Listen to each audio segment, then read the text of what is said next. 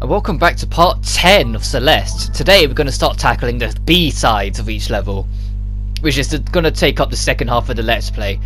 Even if some of these are pretty short, I've decided to make them one per part, just so that it's easier to go back on if people are following along or whatever. This one is the easiest B-side, which makes sense seeing it being the first level, so it really shouldn't take us any longer than about 5-10 minutes. I can't... Ow.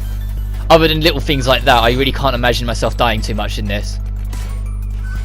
I've got a little bit of a cold, so my voice sounds a little off, that's why. But hopefully it won't bother too much, because I want to get a crack on with this. Oh.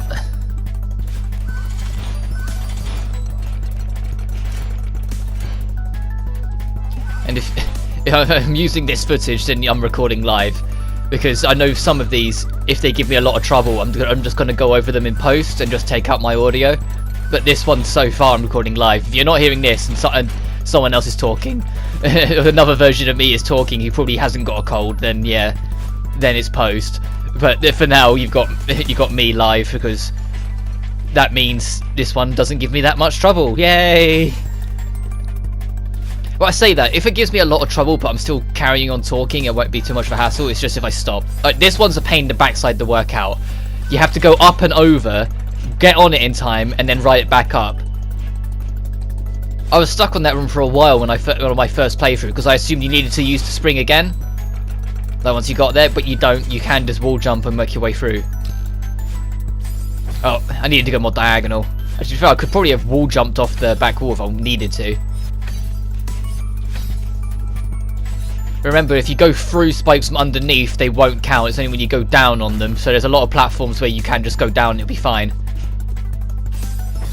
I haven't practiced any of the B-sides for this. I'm just going to dive in and then hope for the best. So the fact is I'm getting through this as quick as I am is quite hopeful for the future. It means I've got some old muscle memory still in here, because I do remember it once I get to it, sort of thing. But it's just been a while since I've done the B-sides.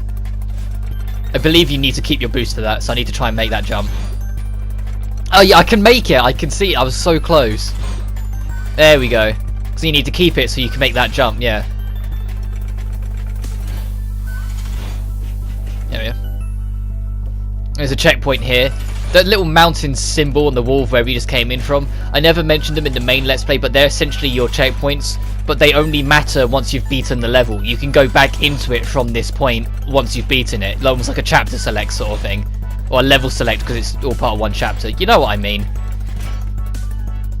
So you've probably noticed when I've gone to start levels, I've chosen to start from the beginning, but yet there's always like a few segments past it I can choose to start from different points. That's them. Ow.